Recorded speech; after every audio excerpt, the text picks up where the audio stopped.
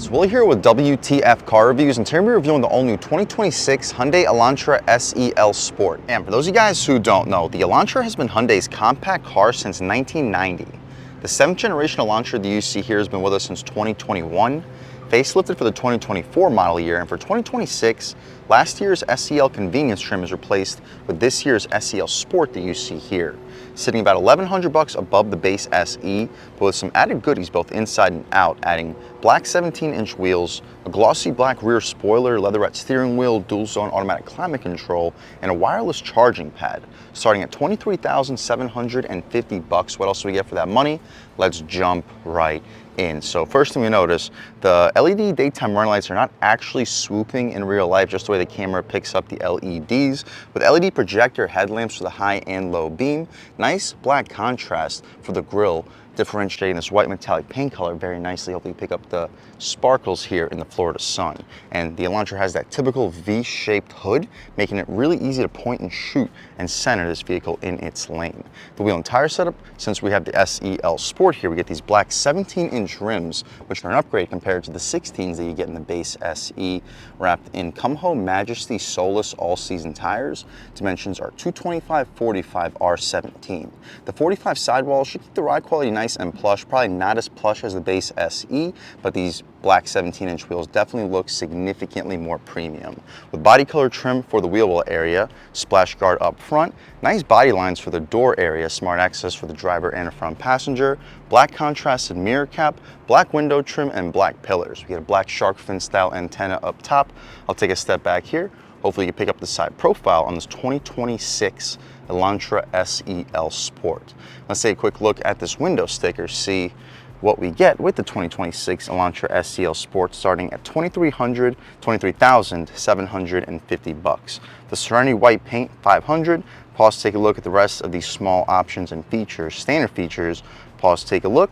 $1,245 for the destination, totaling us out a tick over $26,000, which does sound like it's getting up there in price for a relatively base Elantra, but compared to an actual base Civic, this still sits under one, even with these added options and features. 34 combined MPGs, 30 in the city, 40 on the highway, and the gas cap, not pushed to open. I'll show you the latch is inside. Same rear wheel and tire setup. The only difference is a smaller brake caliper. Out rear, we get the black contrasted rear bumper, halogen for the taillight, but the reverse light appears to be LED. Turn signal also appears to be halogen. We have the black deck lid spoiler here for the SEL Sport, aluminum Elantra badging. Kind of wish the badges here were blacked out too. Shout out Crown Hyundai in St. Petersburg, Florida for helping make this review possible. And the exhaust tip in the lower right corner. And speaking of the exhaust tip, let's fire up this 2-liter naturally aspirated 4-cylinder engine and hear how she sounds.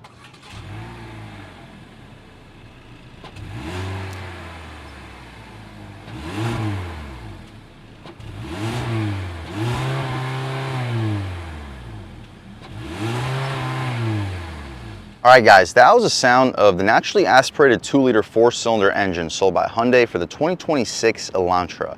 And it sounds okay, cranking out 147 horsepower, 132 pound-feet of torque, sending the power to the front wheels, made it to a CVT transmission, weighing in right under 2,900 pounds.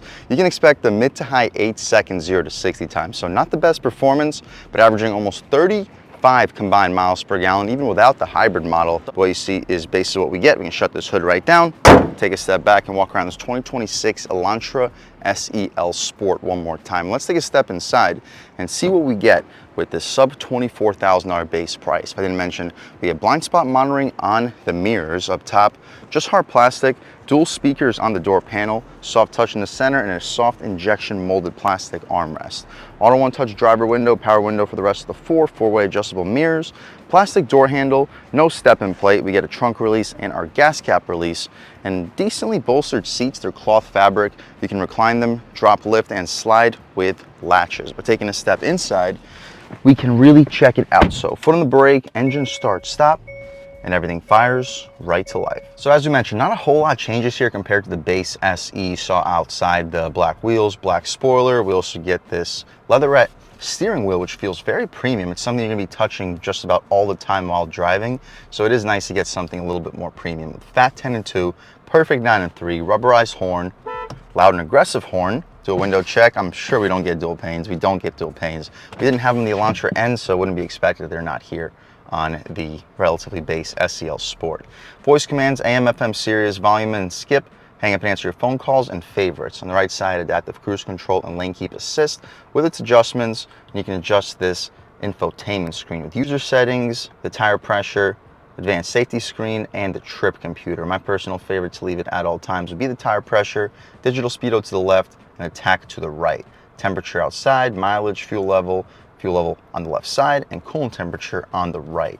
Stocks have a satisfying click, auto headlamps, auto high beams, no auto rain sensing wipers. Wouldn't be expected at this price point. We get the tilt and telescoping steering column. You can turn off the traction control, interior lighting. The air vents feel pretty premium. They're just plastic, but it has an aluminum look to it. We get the aluminum outline pedals, hopefully you can pick those up on camera. Also a premium touch for the SEL Sport. Soft touch dashboard, 8-inch touchscreen. It's not the largest screen you get in the top trims. We don't get built-in navigation, but we get wireless Apple CarPlay and Android Auto. The backup camera, let's check it out. Pretty good resolution, guidance lines and trajectory with different overall views. You get an over-the-top, kind of like a trailer hitch view, so you can maximize the space with the car behind you. Throwing it back into park, we'll return right back to the previous screen. Dual zone automatic climate control, defrosters, solid amount of storage with a wireless phone charging pad, drive mode selector. Our drive modes include normal, sport, and smart mode. We'll start the review off in normal, try out sport, see what the differences are. Access your camera at all times, and manual shifts on this gear selector, which controls our CVT transmission.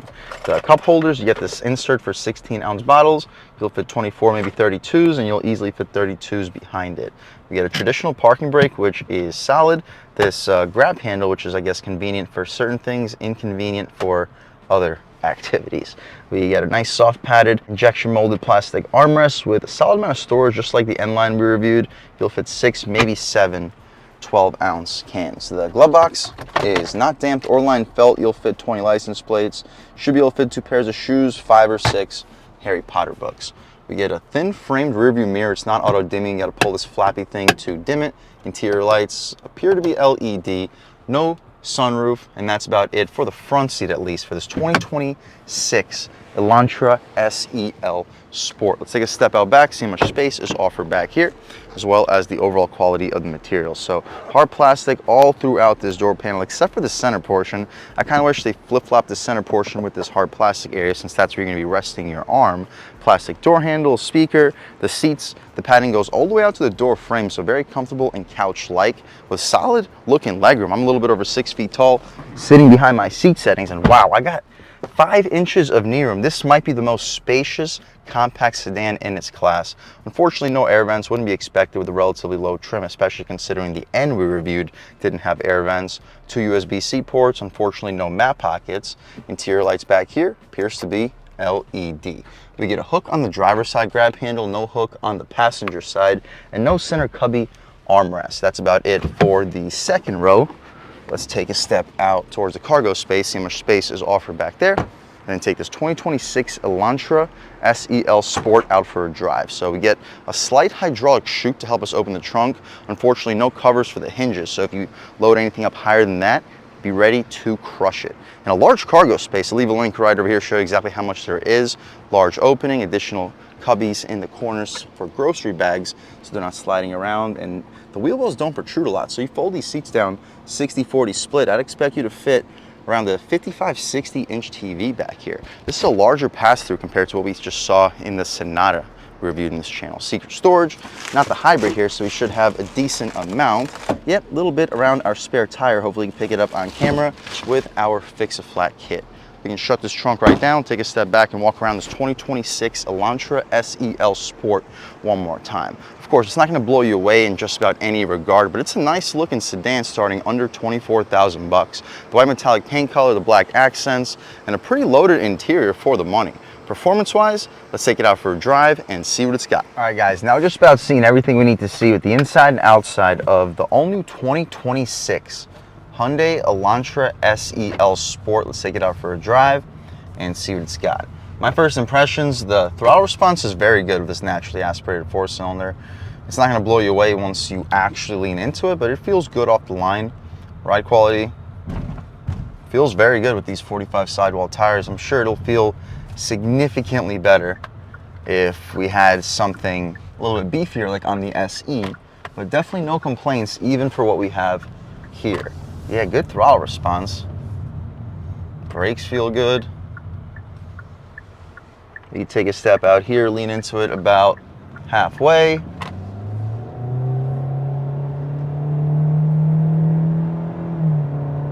Yeah, I mean, it's not blowing you away, but it picks up speed perfectly fine.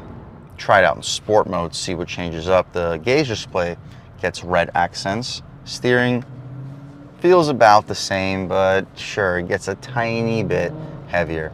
Throttle response feels more sensitive. We hold our gear too. Brakes feel the same. Yeah, steering does feel a little bit heavier. When it comes to sharpness, same thing. Yeah, the ride feels good. Pretty big bumps on this road too.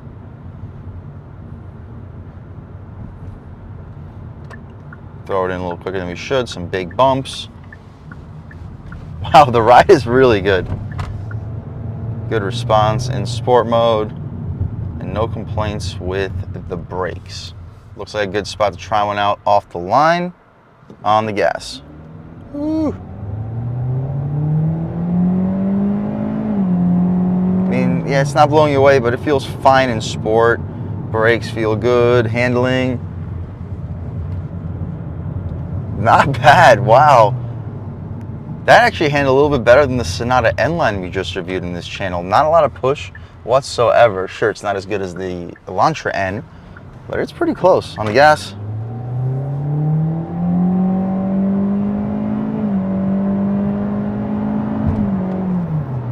Gets up and goes with no problem.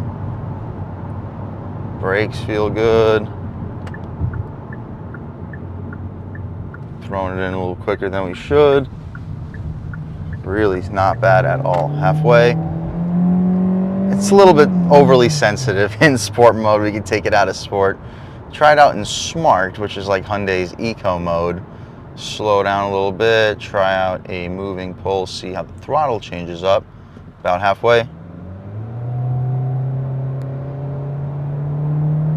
Definitely less sensitive, but doesn't change much compared to normal mode. And it raises the revs as we downshift. So smart mode kind of recognizes our driving habits and adjusts to it. So maybe not where you're going to get your 34 combined MPGs, especially if you drive like me, a little heavy footed. But normal mode, probably the mode where most people will be doing their daily driving in. About halfway. No complaints. This car is not about the performance. It performs fine. It gets out of its own way. It's not a slouch on the road, but you don't buy it to blow yourself away. You can upgrade to the N-Line. You'll knock about almost 2 seconds off the 0 to 60 time here. You can go for the N and basically cut the 0 to 60 in half.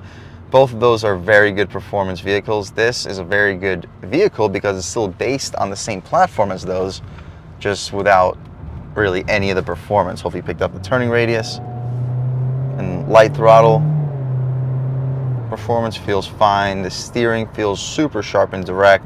The ride quality is very good, and just cruising along, really don't hear any road or wind noise. Overall, guys, if you're looking for a nice, comfortable, well-driving vehicle, but you don't want to pay over $25,000, this is a great way to go, especially with the leatherette wrapped steering wheel, black wheels. It looks really cool. It feels comfortable. It has plenty of space, and it's relatively affordable for a 2026 model, considering the space, considering the fuel economy, and the options and features.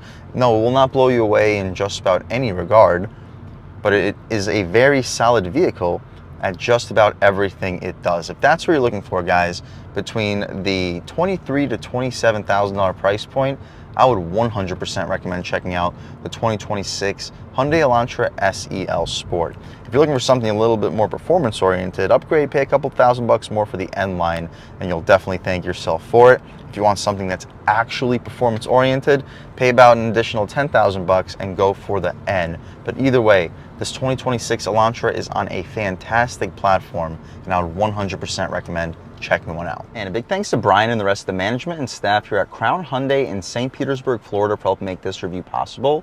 I'll leave a link to their inventory below, and if you're looking for a new car, SUV, or truck in the St. Petersburg, Tampa Bay area, I would definitely recommend checking these guys out. And as for Brian, and a huge thanks to all you guys for watching. I had a great time making this video. If you're new to the channel, please subscribe.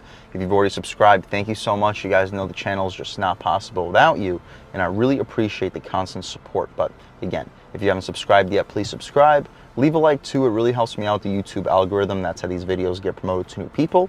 Leave a comment. Let me know what you like. Let me know what you don't like. Leave a comment. Let me know if any specific cars, SUVs, or trucks you want to see reviewed on this channel, and I'll definitely try getting those videos for you ASAP. But other than that, again, thank you guys so much for watching, and I hope all of you have a great day.